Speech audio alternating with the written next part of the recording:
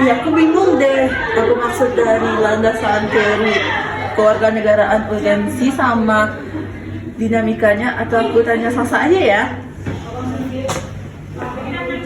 Halo Sasa. Halo. Aku kan lagi bingung nih. Iya, Aku pengen nanya sama kamu tentang pendidikan kewarganegaraan. Apa sih urgensi sama dinamika dari kewarganegaraan itu? Kamu bisa jelasin ke aku nggak? Aku bisa tolong jelasin. Urgensi kewarganegaraan itu membentuk warga negara yang cerdas dan berkarakter, terus menanamkan rasa kebangsaan dan cinta tanah air. Kalau landasan kewarganegaraan itu sosiologisnya tumbuh dari nilai-nilai sosial budaya masyarakat. Historisnya itu berasal dari perjuangan bangsa dan amanat konstitusi. Kalau di dinamika kewarganegaraannya itu mengalami banyak perubahan, yaitu kurikulum, metode, materi, dan evaluasi. Dipengaruhi oleh perkembangan zaman, teknologi, globalisasi, dan isu-isu aktual seperti HAM dan demokrasi. Seperti itu. Oh, berarti ini hampir sama dong sama yang materi aku. Iya. Terus aku mau nanya nih, tentang nilai-nilai yang terkandung dan tantangan apa aja sih dalam kewarganegaraan itu? Oh ya udah, ini langsung Sasa, aku jelasin sama kamu. Nah, nilai yang terkandung itu ada nilai historisnya nih. Nah, nilai historis itu mengacu pada masa lalu yang memiliki arti penting bagi pembentukan jati diri suatu bangsa. Nah, contohnya kayak proklamasi kemerdekaan, perjuangan melawan penjajahan. Nah, yang kedua nih, kewarganegaraan memiliki nilai politis, yaitu nilai politis ini berkaitan dengan ide, kebijakan, sistem yang memengaruhi kekuasaan dan pemerintahan. Contohnya seperti kayak demokrasi, kedaulatan rakyat, dan konstitusi. Nah, yang ketiga yakni nilai sosiologis. Nah, nilai sosiologis ini berhubungan dengan kehidupan masyarakat dan norma sosial. Contohnya seperti kayak kamu bisa bergotong royong, toleransi, dan solidaritas antar bangsa. Keempatnya nih tentang dinamika. Nah, dinamika itu memiliki nilai yang tidak bersifat statis tapi berkembang mengikuti zaman dan kebutuhan masyarakat. Tantangan yang kita hadapi yaitu bisa dari krisis identitas, yaitu luntur atau hilangnya nilai-nilai asli akibat arus budaya asing. Yang kedua yakni korupsi dan penyalahgunaan kekuasaan, yaitu mengurus nilai politis dan kepercayaan publik. Yang ketiga yaitu kurangnya edukasi sejarah. Nah, jadi gini nih materi aku. Sekarang kamu kan kita udah saling paham nih gimana tentang tugas kita. Terima kasih ya. Iya, Sasa. Dadah. Aku pergi dulu ya. Konsep dan urgensi identitas nasional, yaitu ciri khas yang membedakan bangsa Indonesia dari bangsa lain, mencakup jati diri dan karakter kepribadian nasional.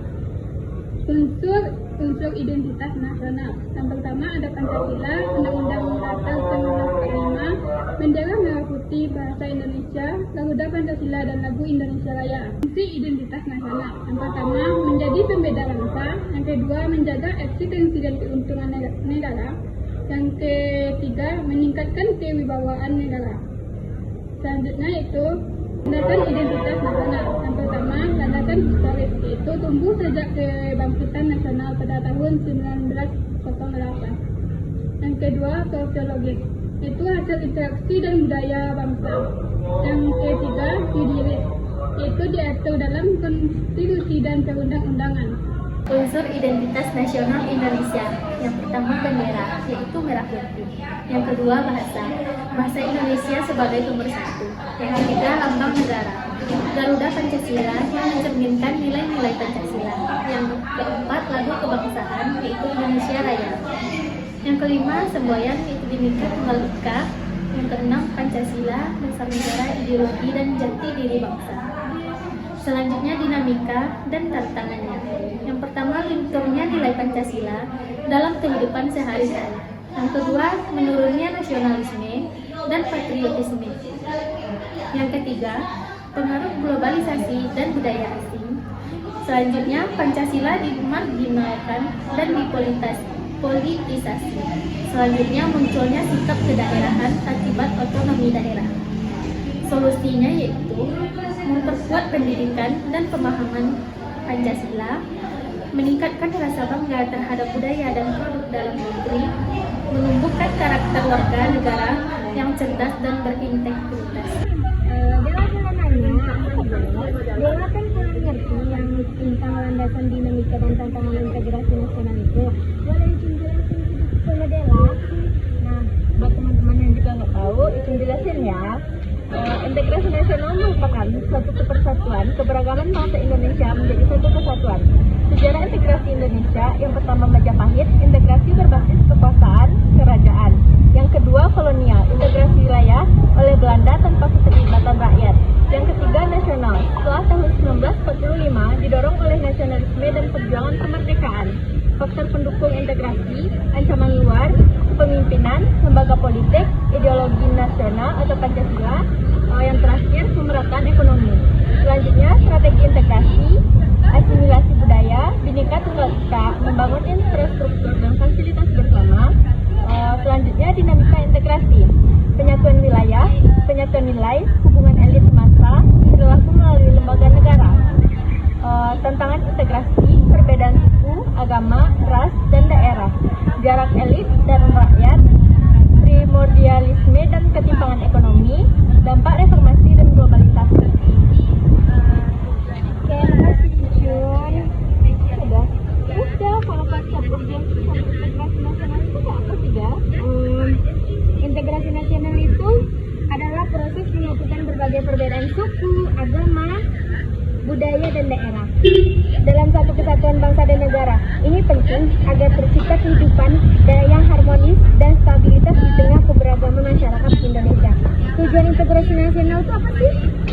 Tujuan integrasi nasional itu adalah untuk menjaga persatuan dan kesatuan bangsa serta mencegah terjadinya perpecahan atau konflik. Dengan integrasi yang kuat, masyarakat bisa hidup berdampingan secara damai dan membangun nasional dapat berjalan dengan baik. Urgensinya terletak pada pentingnya menjaga keutuhan negara kesatuan Republik Indonesia, terutama menghadapi tantangan seperti konflik sosial, separatisme, atau pengaruh luar. Integrasi juga mendukung parameter pembangunan dan rasa keadilan di seluruh wilayah Indonesia. Itulah sedikit penjelasan dari kami ya teman-teman. Bye-bye. Apa sih itu Konstitusi Indonesia? Konstitusi Indonesia itu adalah keseluruhan aturan yang tertulis dan tidak tertulis yang dimana konstitusi ini mengatur penyelenggaraan pemerintah dalam masyarakat terutama di Indonesia. Lalu apa saja sih fungsi yang ada di konstitusi? Fungsi yang ada di konstitusi ini dapat membatasi kekuasaan negara, mengatur hubungan antar negara dan warga negara, serta sebagai alat atau alat kontrol atau fondasi sosial dalam pembaruan masyarakat. Susunan lembaga negara Republik Indonesia itu seperti apa sih? Susunannya itu sudah terstruktur menurut kelembagaan negara setelah amandemen di dalam Undang-Undang Dasar 1945. Mungkin itu saja yang dapat saya sampaikan dari apa itu Konstitusi Indonesia. Sekian, terima kasih. Kalau mahasiswa tahun 2025, kalian bingung mau kuliah di mana?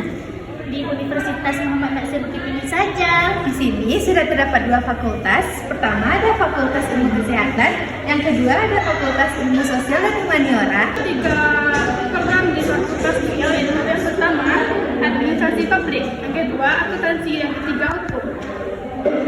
Nah, kalian bingung nih mau masuk program studi apa? Kalau aku sih saranin ayo bergabung ke program studi administrasi publik karena pembelajaran kami sangat efektif dan menyenangkan.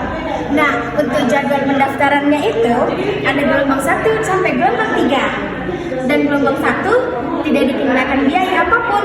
Gelombang 2 dikenakan biaya 100.000. Kalau gelombang 3 dikenakan biaya 200.000. Nah, tunggu apa lagi? Mari bergabung bersama kami di program administrasi publik di Universitas Muhammad Nasir. Kami tunggu ya.